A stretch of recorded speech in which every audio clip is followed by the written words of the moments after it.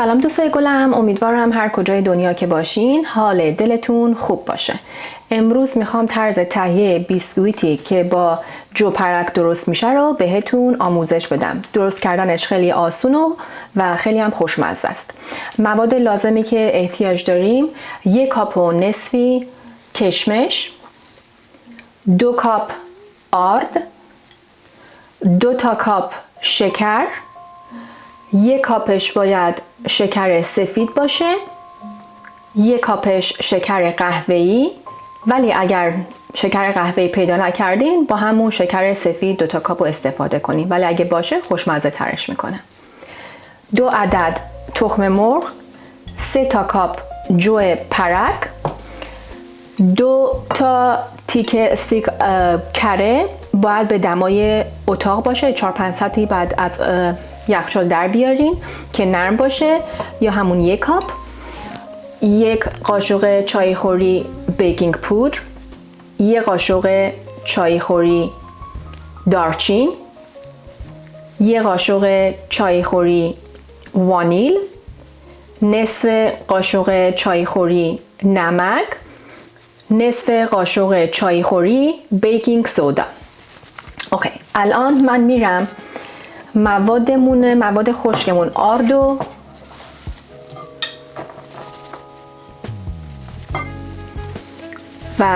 بیکینگ پودر و نمک و سینامون و همه دارچین اینا رو مخلوط میکنم.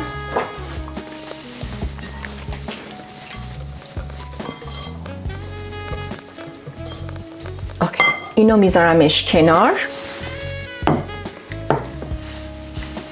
1 کاسه الان احتیاج دارم.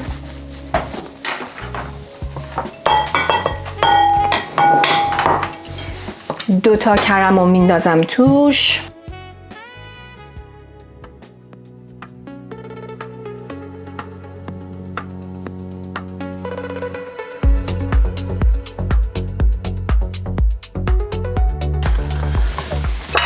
تخم مرغ،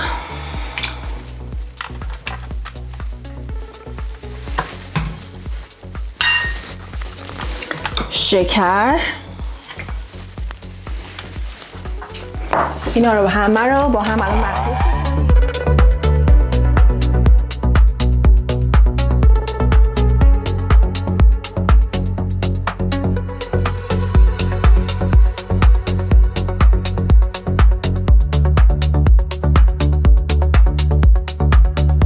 در این مرحله ما این آردمون رو اضافه میکنیم.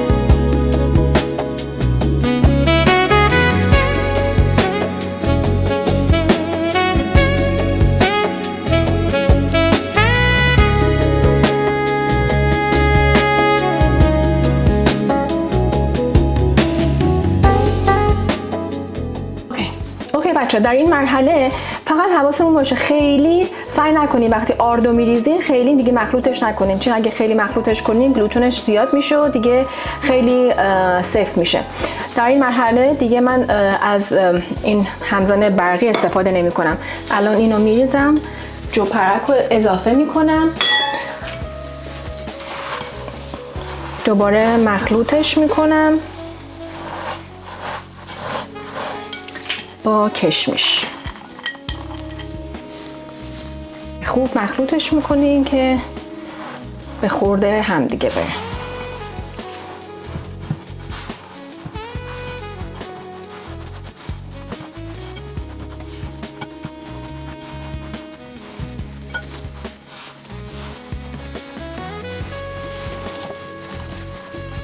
اوکی بچه، من الان دستکشامو میذارم. فرمم درجه 350 فارنهایت یا 180 درجه سانتیگراد روشنش میکنم و میذارمش که مقداری گرم بشه. اینا هم قشنگ باید مخلوط کنیم که به خورد همدیگه بره.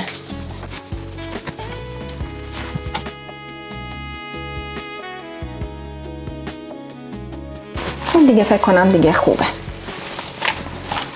اولش وقتی که این جو پرک رو میریزین احساس میکنین مثلا خیلی سفته، ولی سفت نیست. اینو برمیدارم، اینجوری قلقلش میکنیم.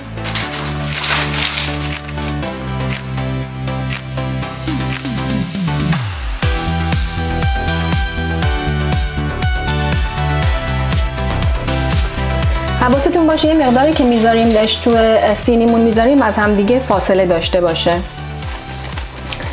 بعد اینکه بستگی داره شما چجوری میخواین این کوکیاتون بزرگ باشه کوچیک باشه،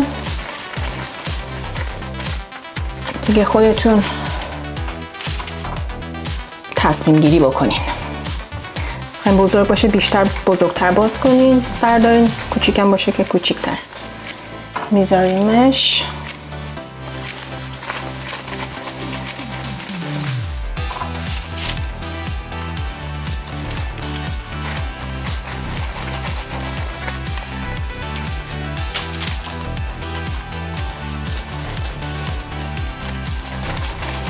بچه این کوکی رو میتونین شما با چیزم درست کنین. به جای مثلا کشمیش میتونین با گردو هم توش بریزین. من بعضی موقع گردو میریزم، بعضی موقع ها کشمیش میریزم. دوتاش هم با هم دیگه هم بریزینم اونم خوشم.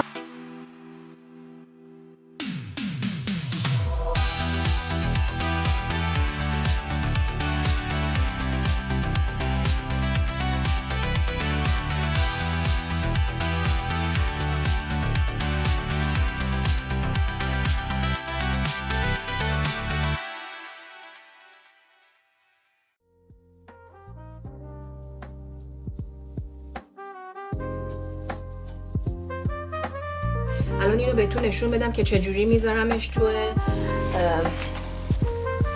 فر، چجوری باید انجامش بدین. بعد میرم که برمیدارم یه سینی دیگه هم درست میکنم. اوکی. الان اینو که درست کردیم، اینو که اولش باید گلگلی کنیم، بعد با یه قاشقی یه کوچولو اینجوری صافش میکنیم. خیلی هم نکنیم چون خودش هم باز میشه.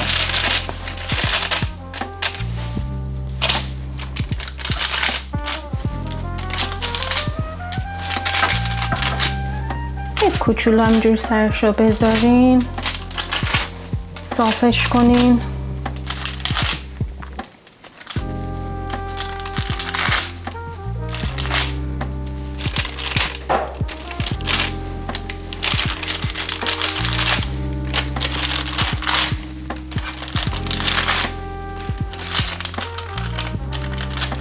اوکی بچه، این الان تموم شد. میرم یه سینی دیگه هم برمیدارم، اونا رو هم استفاده میکنم میذارم، بعد میذارمش تو فر. اینو باید همونجور که بهتون گفتم درجه 350 درجه فارنهایت یا 180 درجه سانتیگراد بره تو فر. یه چیزی حدود بین 20 تا نیم ساعت طول میکشه.